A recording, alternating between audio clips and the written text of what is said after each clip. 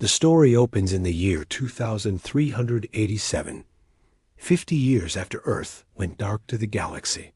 The Galactic Council, a massive alliance of 12 alien species, had issued humanity an ultimatum decades ago. Abandon their aggressive expansion and submit to Council authority, or face total isolation. Earth chose silence. Commander Vex of the reptilian Saurian Empire addresses the Council chambers on the orbital station above. Kepler 442. The vast hall buzzes with alien delegates from across known space. The insect-like hive queens click there. Mandibles in agreement, while the crystalline resonance hum in harmonic frequencies. All agree on one thing. The humans have been sufficiently contained. The human quarantine has held for 50 standard cycles. Vex announces, his scaled hands gesturing toward a holographic display showing Earth's solar system surrounded by monitoring stations. No ships have left their system. No signals have been transmitted beyond their star. The aggressive species has learned its place. Ambassador Kira of the ethereal Void Walkers floats near the speaker's platform, her translucent form shimmering. Perhaps too well, Commander. Our deep space monitors detect no activity whatsoever from the Sol system. Even their electromagnetic signatures have gone silent in the past decade. A council erupts in various alien forms of discussion. Some members express satisfaction humanity's silence proves their containment strategy worked. Others worry about what the humans might be planning in secret. The debate continues for hours. Meanwhile, light years away, Captain Tom Harris stands on the bridge of the exploration vessel New Horizon, humanity's first faster-than-light capable ship in 50 years. The bridge crew works quietly at their stations, monitoring long-range sensors as they drift in the empty space between star systems. Captain, calls out Lieutenant Amy Cross from the communication station. We're receiving the scheduled transmission from Earth Command. Admiral Jack Stone's weathered face appears on the main screen. Behind him, Harris can see the bustling activity of the underground command center built deep beneath the Rocky Mountains. Tom, the final phase is ready to begin. All colony ships have reached their designated systems and established preliminary bases. And new drive systems are performing beyond expectations. Harris nods grimly. What about the Council's monitoring stations, Admiral? Our stealth ships have been watching them for months. They haven't detected any of our movements. The aliens think we've given up and retreated to our homeworld like beaten dogs. Stone's expression hardens. They're about to learn how wrong they are. The transmission continues with operational details. Over the past 50 years, humanity had not been cowering in defeat. Instead, they had developed revolutionary new technologies in secret. Faster-than-light drives that left no detectable signatures. Advanced materials that could hide entire fleets from alien sensors. Most importantly, they had been building ships, building weapons, and building colonies and systems the Council had never explored. Back on Earth, Dr. Lisa Chun works in a massive underground facility in Antarctica. Around her, thousands of engineers and scientists put the finishing touches on humanity's greatest achievement. A fleet of 10,000 warships, each more advanced than anything the galaxy has ever seen. The quantum drives are ready, she reports, to Admiral Stone via secure communication. All ships can launch simultaneously without detection. The aliens won't know what hit them until it's too late. The story shifts to show the scale of humanity's secret preparation. Hidden bases on asteroids throughout the solar system launch sleek black ships that seem to bend light around them. On Mars, massive industrial complexes that had been disguised. As defunct mining operations suddenly come alive with activity. Captain Harris receives his final orders. Take 12 scout ships to the Council's primary military base at Wolf 359 and begin the first phase of humanity's return to the galactic stage. as the New Horizon and its escort ships engage their quantum drives. Harris reflects on the past 50 years. The aliens had meant to cage humanity, to force them into submission through isolation. Instead, they had given humanity the greatest gift possible, time and motivation to become something far more dangerous than they had ever been before. The final scene shows the massive alien monitoring station orbiting Earth's moon, its sensors still detecting nothing unusual. The alien crew inside continues their routine surveillance, unaware that humanity's entire fleet has already departed through dimensional gateways that leave no trace dot in the depths of space. 10,000 human warships begin their journey to 17 different star systems, each carrying enough firepower to level a planet. The galaxy that had forced Earth into silence was about to discover that sometimes the quiet ones are the most dangerous of all. The countdown to humanity's grand revelation has begun. The stars themselves would soon bear witness to what happens when you corner the most adaptable predators in the galaxy. The story begins with Captain Harris and his scout fleet arriving at Wolf 359, home to the Council's largest military outpost. The station, called Nexus Prime, houses over 2 million alien military personnel and serves as the staging ground for Council fleet operations across 3 sectors. Commander Zale of the Amphibious Aquatic Syndicate is reviewing routine patrol. Reports when his sensors detect something impossible. 12 ships have appeared out of nowhere, just outside the system's defense perimeter. The ships don't match any known Council design, and their energy signatures are completely foreign. Alert General Vox immediately. Zale orders his bridge crew. Unknown vessels are approaching our position.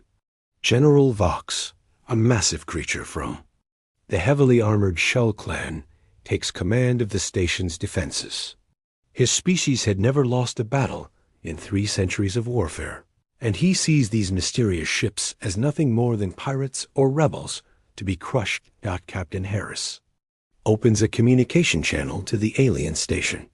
His image appears on screens throughout Nexus Prime, the first time any Council member has seen a human face in 50 years. "This is Captain Tom Harris of the Earth Defense Force," he announces calmly. "We request an immediate audience with the Galactic Council leadership. We have terms to discuss." The alien command center erupts in chaos. Species that had forgotten humans existed suddenly find themselves face to face with the very beings they had isolated decades ago. General Vox's translator struggles to process human language after so many years of disuse. "Impossible," Vox rumbles. "The humans are contained in their home system. Our monitors show no activity. Your monitors show what we wanted them to show," Harris interrupts. "For 50 years, you've been watching empty space while we prepared for this moment." To prove his point, Harris orders one of his escort ships to drop its stealth field. The vessel materializes directly behind 3 Council patrol ships, having been there undetected for hours. The alien crews panic as they realize their most advanced sensors had been completely fooled.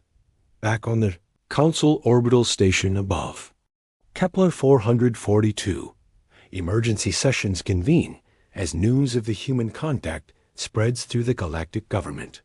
Ambassador Kira of the Void Walkers accesses the deep records of the original human quarantine. The initial reports were clear.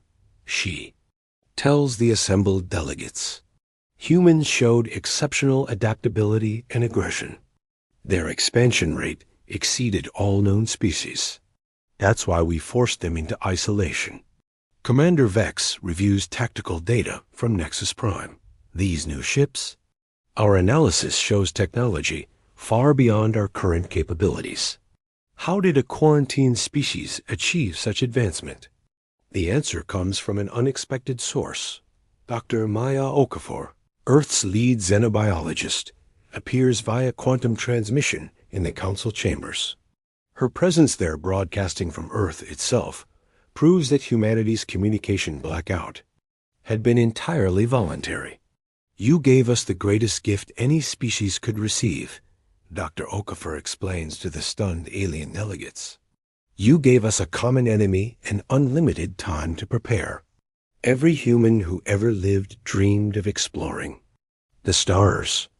When you tried to cage us, you only made that dream burn brighter. She reveals the scope of humanity's secret expansion.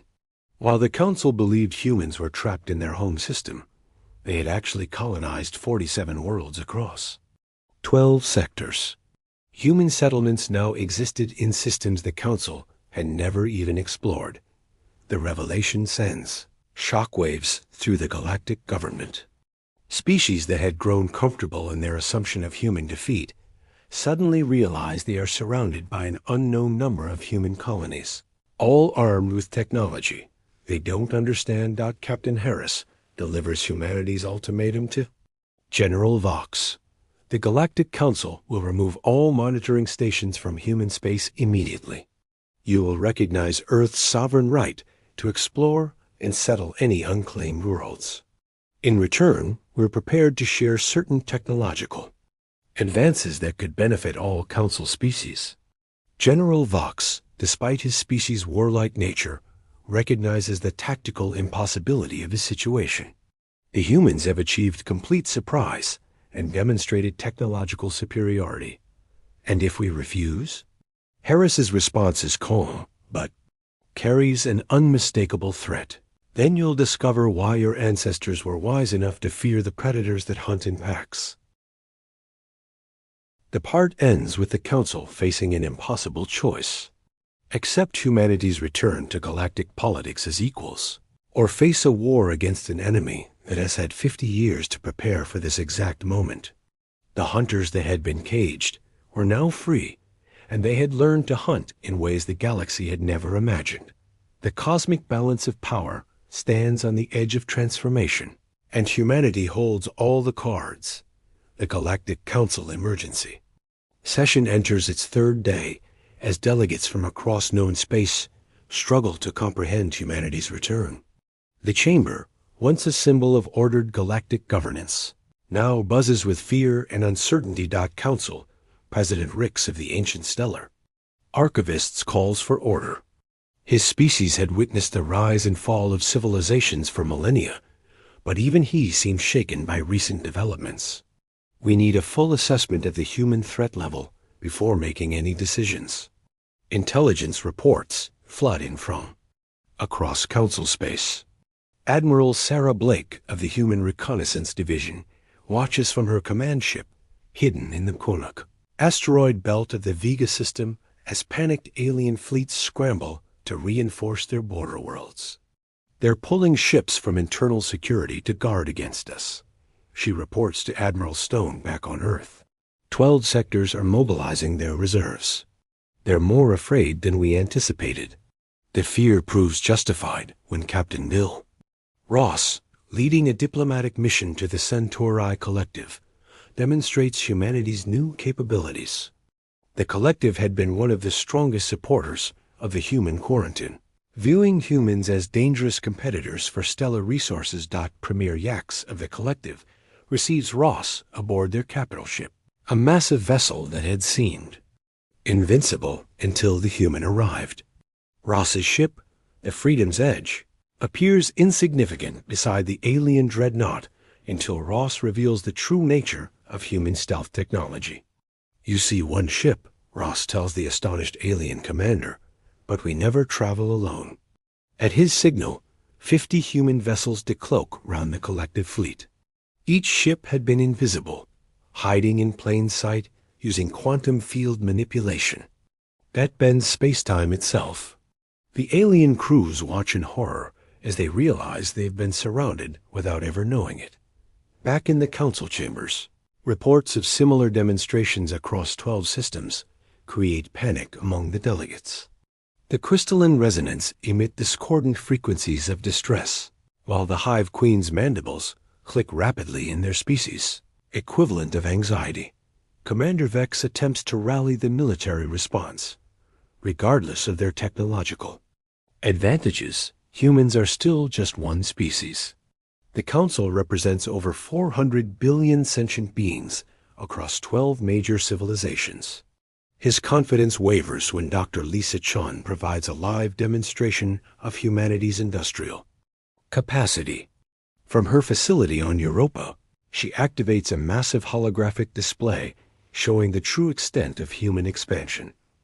The display reveals not just 47 colony worlds, but a vast network of industrial platforms, mining operations, and shipyards that dwarf anything the Council has ever created.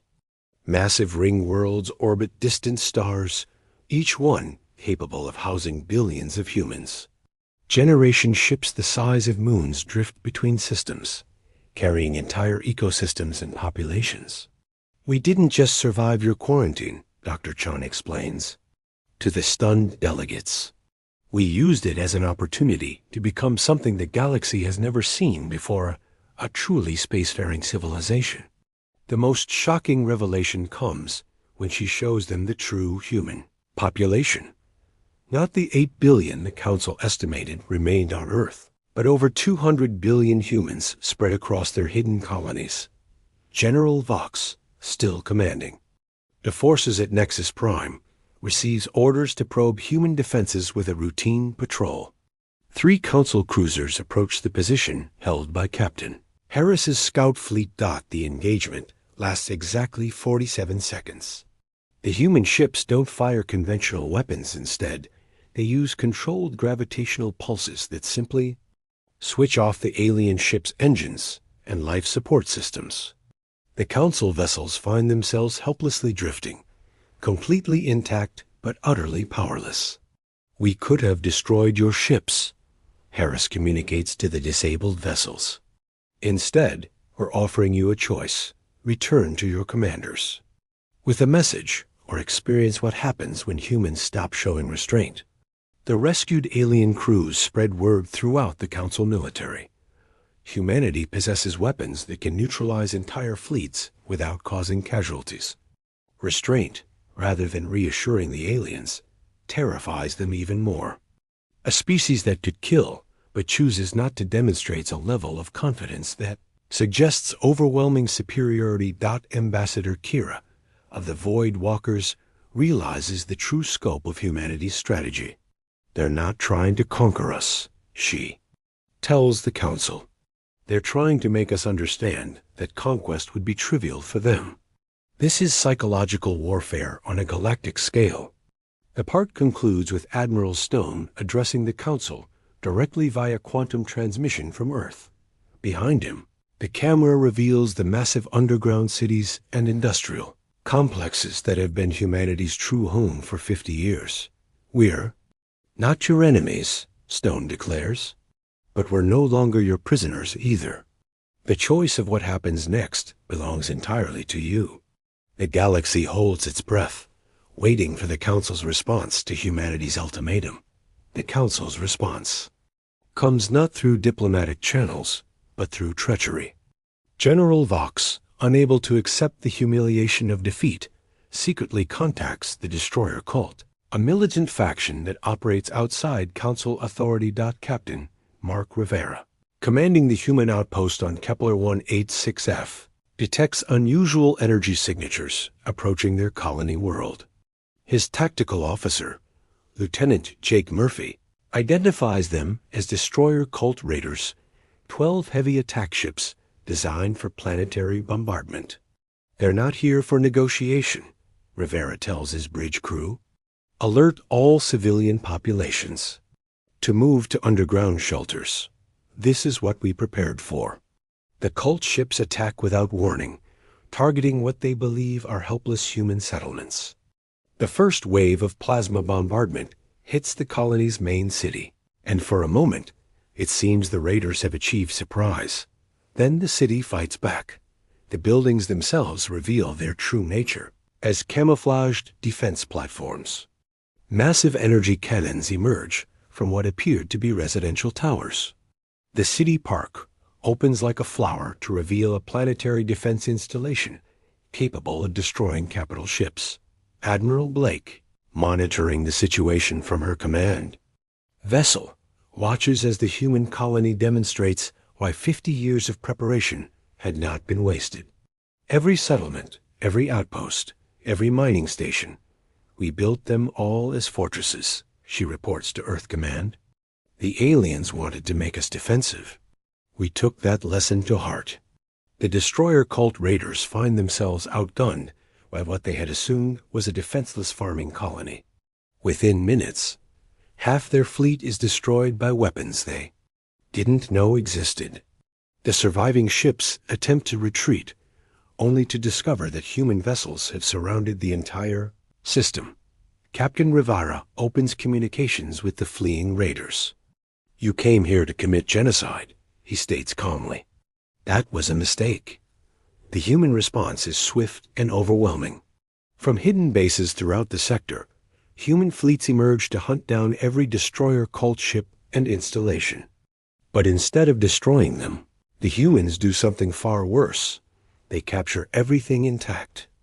On the council station, delegates watch in growing horror as reconnaissance data shows the complete annihilation of the destroyer cult's military capacity. The humans had not simply defeated their attackers. They had systematically dismantled an organization that had terrorized the galaxy for decades. Commander Vex realizes his secret alliance with the cult has been exposed when Admiral Stone's image appears on his personal communication screen. "General," Stone says quietly, "we know about your little arrangement. We've been monitoring destroyer cult communications for 30 years. The revelation that humans had been secretly watching one of the galaxy's most dangerous criminal organizations shocks the council leadership. Dr. Maya Okafor appears before the delegates to explain the scope of humanity's intelligence network. You forced us to become paranoid, she tells them. So we learned to watch everything. Every communication, every ship movement, every political alliance. We've been observing the galaxy while you thought we were isolated. She reveals that humanity possesses detailed intelligence on every council species' military capabilities, political structures, and internal conflicts. The humans know about corruption in the Aquatic Syndicate's leadership, resource depletion in Shell Clan territory, and growing unrest among the Hive Queen's worker castes. President Rix of the Stellar Archivists requests a private meeting with human representatives. Ambassador Ann Foster, humanity's first official diplomatic representative in 50 years, arrives at the council station aboard a ship that defies every known law of physics. The diplomacy, as Foster's ship is named, appears to be made of pure light held in the shape of a vessel. It passes through the station's shields as if they don't exist and docks without using any recognizable technology. We've transcended the limitations that define your understanding of reality, Foster explains to the astonished council leadership. While you've spent centuries perfecting variations of the same basic technologies, we've discovered entirely new principles of physics. She demonstrates by having her ship briefly phase into a parallel dimension, becoming invisible to all sensors while remaining perfectly visible to the naked eye. The implications terrify the alien delegates. If humans can exist partially outside normal spacetime, traditional concepts of warfare become meaningless. General Vox, desperate to salvage his reputation, launches a full assault on the human position at Wolf 359 with every ship under his command. The attack represents the largest military action in Council history, over 800 vessels converging on Captain Harris's small scout fleet. The battle lasts exactly 12 minutes. The human ships don't engage in traditional combat instead. They simply disappear into dimensional space, leaving the massive alien fleet shooting at empty space, while human weapons fire emerges from impossible angles. When the engagement ends, every council ship has been disabled but not destroyed. The alien crews find themselves prisoners aboard their own vessels, with human marines who seemingly materialized from nowhere, controlling their ships. Captain Harris broadcasts to the defeated fleet. This is what restraint looks like. Remember that when you report back to your superiors. 3 months after the failed assault on Wolf 359, The Galactic Council faces the complete transformation of known space. The emergency session has become a permanent crisis management committee, as reports flood in of human activities across 17 sectors. President Rix reviews the latest intelligence with growing amazement. Human terraforming operations are converting dead worlds into garden paradises in a matter of weeks. Their industrial ships are mining entire asteroid belts, leaving behind organized planetary rings that actually improve local stellar navigation. They're not just expanding, Rix tells the assembled delegates. They're improving every system they enter. The humans are gardening the galaxy. Ambassador Foster stands before the council chamber, her presence now a regular fixture in galactic politics. Behind her, a holographic display shows the transformation taking place across human space-dead systems brought to life, hostile environments made habitable, and previously unreachable regions of space open to exploration. We offer partnership, not conquest, Foster addresses the delegates. For 50 years, you gave us time to become something better than we were. Now we want to share what we've learned. The human offer is unprecedented in galactic history. Complete technological exchange in return for full recognition of human sovereignty and the right to continue expansion into unclaimed space. The package includes medical advances that could extend lifespans for all council species, energy technologies that would end resource scarcity, and transportation methods that would connect the galaxy like never before. Commander Vex, stripped of his military rank, but retained as a strategic advisor, provides the military assessment. They could have conquered us months ago. Instead, they've been helping. Human ships have been quietly assisting with rescue operations, providing aid during natural disasters, and even protecting council shipping from pirates. The evidence is overwhelming. While the council debated, human vessels had been secretly maintaining galactic stability. Trade routes that should have been vulnerable remained safe. Colonies facing disasters received anonymous aid packages. Pirates and raiders found their bases mysteriously abandoned after visits from unidentified ships. Captain Harris, now promoted to Admiral, oversees the integration process from his flagship New Dawn. The massive vessel serves as a mobile embassy, traveling between systems to establish formal diplomatic relations with individual council species. The Aquatic Syndicate wants our water purification technology, he reports to Admiral Stone. The Shell Clan is interested in our armor composites. Even the Void Walkers are curious about our dimensional phase technology. Dr. Lisa Chun announces the opening of the first joint human-alien research facility on the neutral world of Kepler 442b. A station built using human construction techniques but designed to accommodate the biological needs of all council species, becomes a symbol of the new galactic order. The most significant change comes when Dr. Maya Okafor presents her findings from 50 years of xenobiological research. Working in secret, human scientists had been studying alien biology, psychology, and culture to understand what makes each species unique. We learned something during our isolation, Dr. Okafor tells the council. Diversity isn't just beneficial, it's essential. Each species in this galaxy possesses unique capabilities that, when combined, could solve problems none of us could handle alone.